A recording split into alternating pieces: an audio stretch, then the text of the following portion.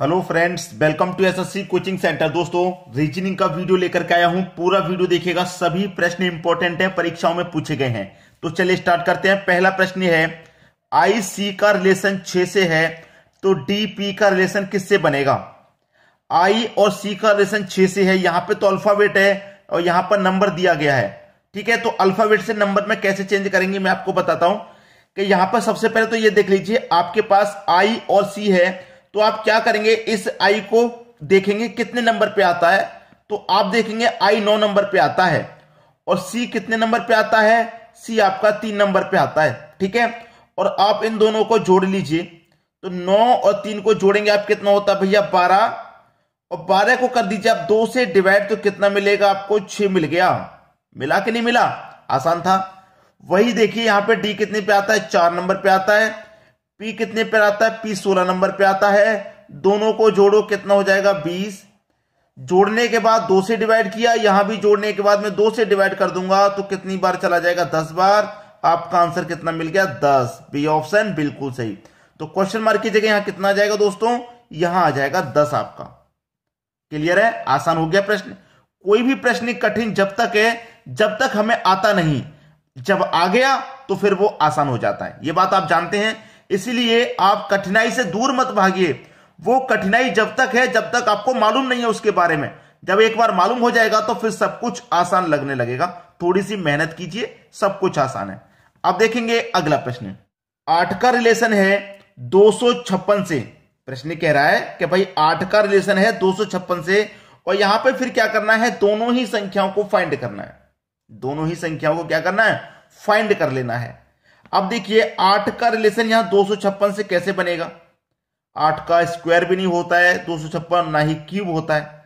ठीक है, अब यहां पर देखिए अगर मैं 8 का क्यूब कर देता हूं, 8 का क्यूब आपको याद है कितना होता है, 8 का क्यूब होता है 512। और इस 512 में मैं क्या करता हूं, 2 से डिवाइड कर देता हूं तो कितनी बार जाएगा भैया, 2 दूनी का 4, एक बच्चेगा 11, 2 पंजे 10, एक बच्चेगा 12, 2 छिक्के 12, 256 बार में चला गया। 8 का क्यूब किया, 2 से डिवाइड किया, 256 मिल गया।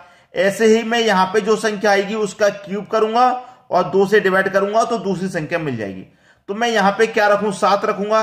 7 का क्यूब 343 होता है भाई, यहां तो सीधा सीधा 343 ही दिया गया है। जबकि दूसरी संख्या क्या आएगी, क्यूब में 2 से डिवाइड कर दूंगा तब दूसरी संख्या आएगी। तो ये तो वैसे ही गलत हो गया।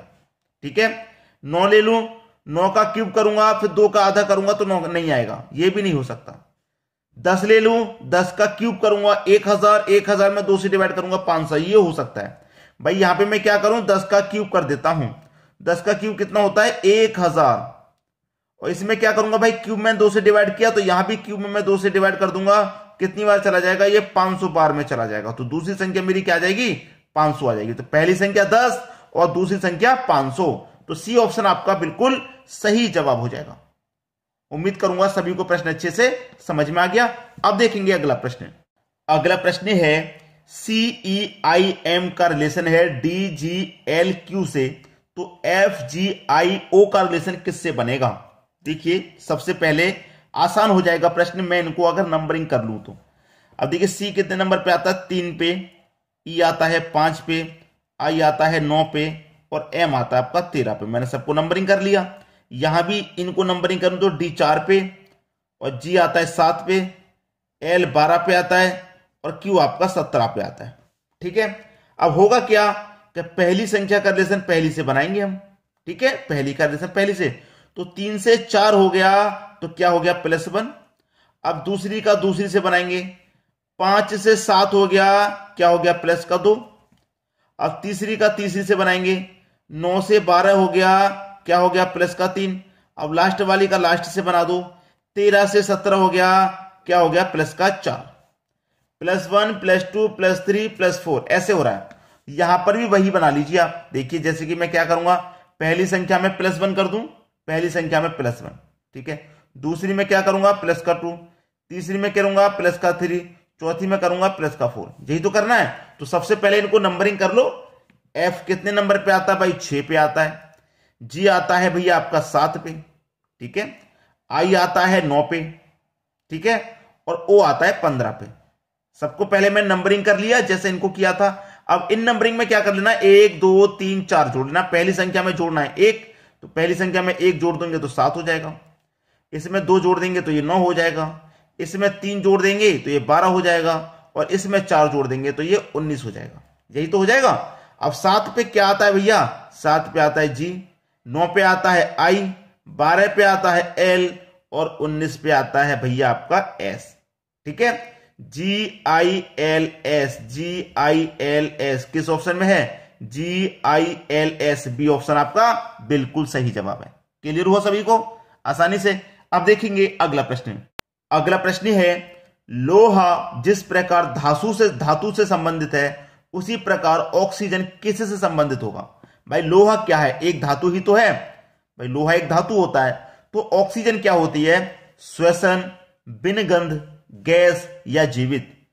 तो आप सभी को मालूम है कि ऑक्सीजन एक गैस होती है, तो यहां पे सी ऑप्शन आपका सही आंसर हो गया। बिल्कुल कठिनाई इसमें नहीं होनी चाहिए, आसान था ये।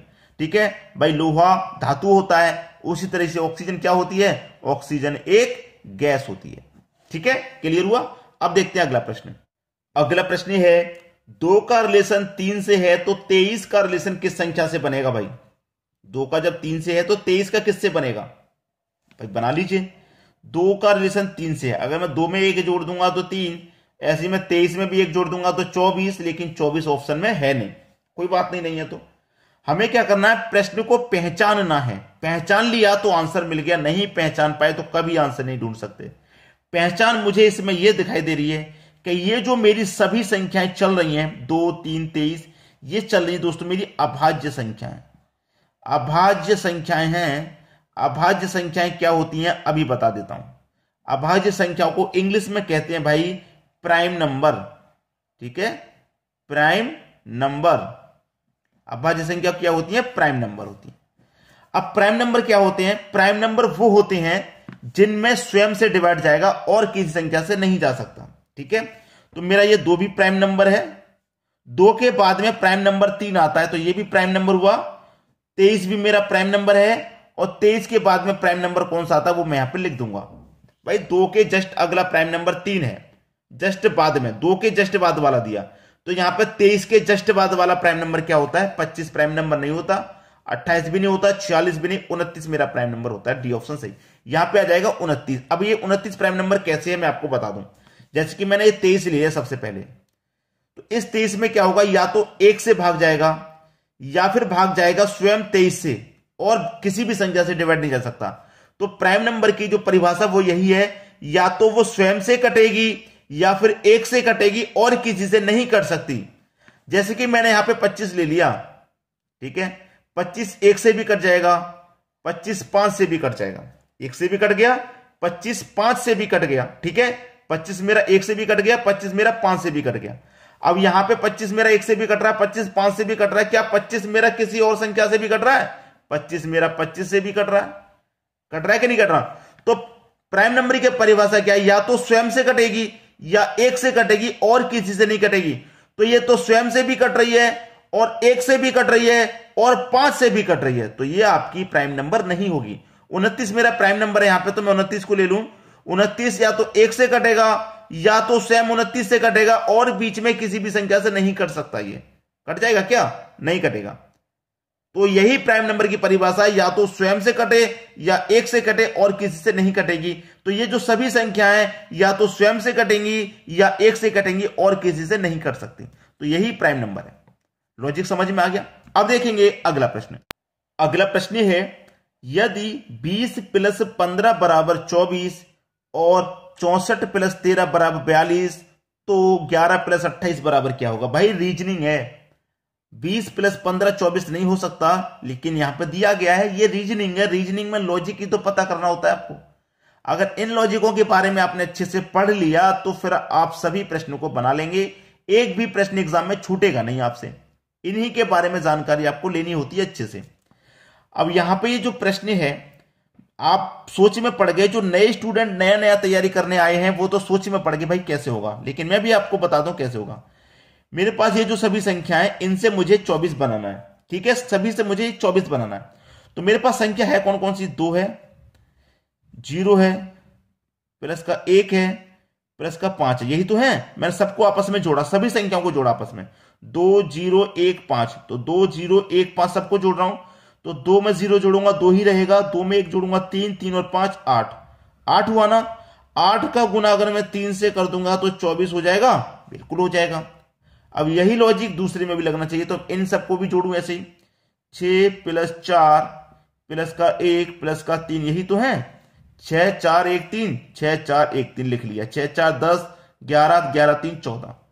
जोड़ने के बाद देखिए मैंने यहां 3 से गुना किया, तो यहां भी जोड़ने के बाद 3 से गुना करूंगा, 14 त्रिक का होता 42, और यहां कितने से रिलेशन है, 42 से है। बिल्कुल सही लॉजिक आ गया हमारा।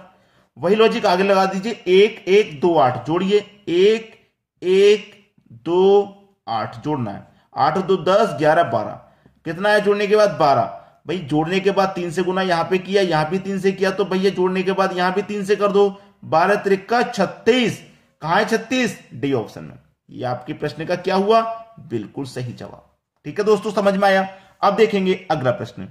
अगला प्रश्न है 16 है, 26 है, 36 है, क्वेश्चन मार्क। 16 से 26 किस तरीके से बन रहा है, 36 से यह संख्या किस तरीके से बनेगी। अगर आप ध्यान से देखें तो आपको एक चीज पता लग जाएगी कि यहां पर यह पहली संख्या और यहां पर यह पहली संख्या दोनों स्क्वायर में दे रखी हैं, क्योंकि 16 क्या होता है 4 का स्क्वायर और 36 क्या होता है 6 का स्क्वायर। इतना तो हमें पता लग गया क्या यहां पे पहली संख्या 4 का स्क्वायर और यहां पे पहली संख्या 6 का स्क्वायर है। अब यहां पे देखिए 26 बनाना है, कैसे बनेगा भाई, 26 क्या होता है, 26 क्या होता है भाई, देखिए यहां पे मेरा था 4 का स्क्वायर, तो 26 क्या होता है 5 का स्क्वायर प्लस 1 होता है, 5 का स्क्वायर 25, 25 में जोड़ देंगे एक तो 26।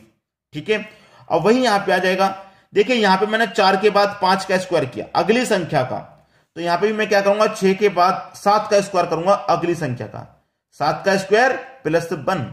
ठीक है, तो 7 का स्क्वायर कितना 49 और कर देंगे प्लस 1, तो आंसर आ जाएगा आपका 50। तो बी ऑप्शन बिल्कुल सही हो गया। सभी को अच्छे समझ में आ गया। अब देखेंगे अगला प्रश्न।